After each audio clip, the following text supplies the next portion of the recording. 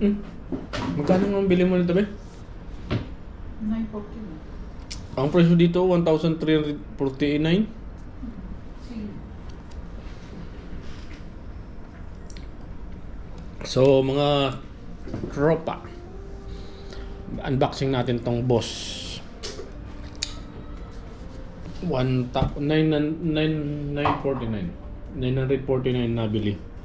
Pero ang presyo dito 1,349 sa Virgin Megastore.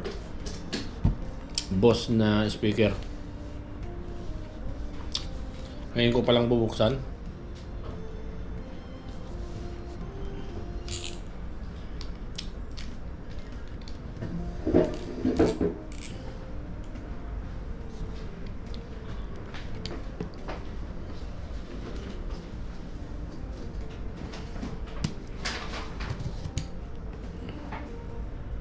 Sale kasi ngayon.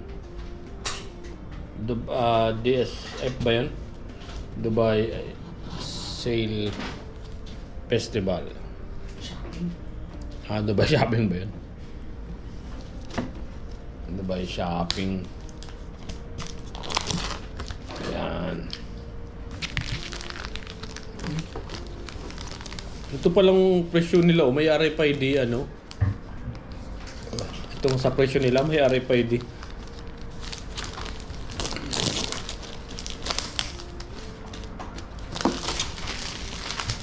So natin ang Bose SoundLink Revolve Plus 2. Siguro version to Bose round SoundLink Revolve Plus 2.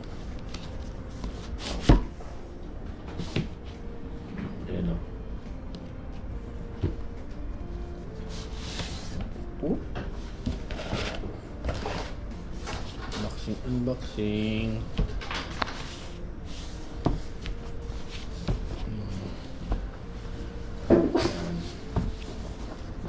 Bose SoundLink Revolve Plus 2 speaker, black to 40 volts AP6. Made in Mexico.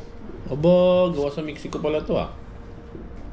Bose Corporation, Framingham, MA 01701 USA. Made in Mexico.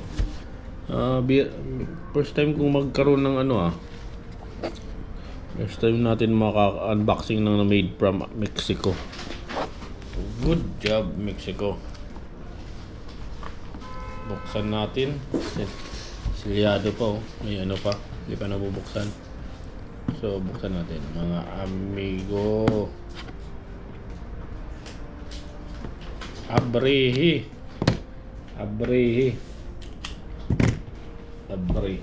Buksan.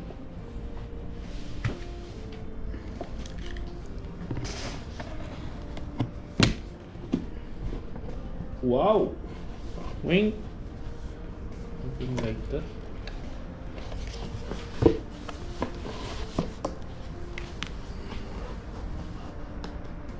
Manual siguro to. Manual ang nasa.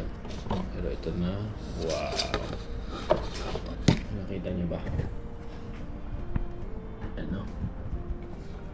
Na-unboxing tayo ngayon eh. Yan. Bale.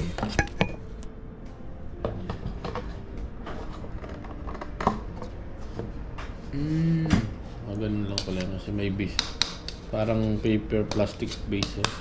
Matigas din.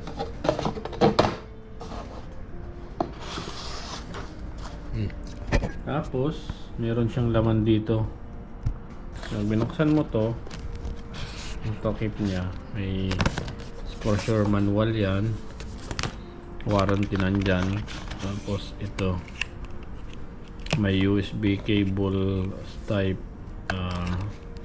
micro, yung USB,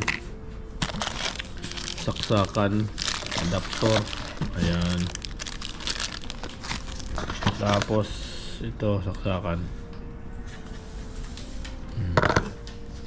Bale, ito yung ito yung speaker Bose.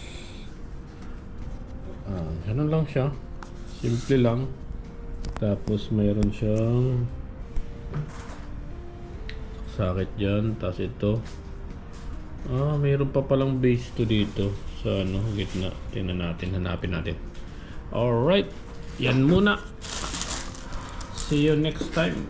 Mga tropa pits.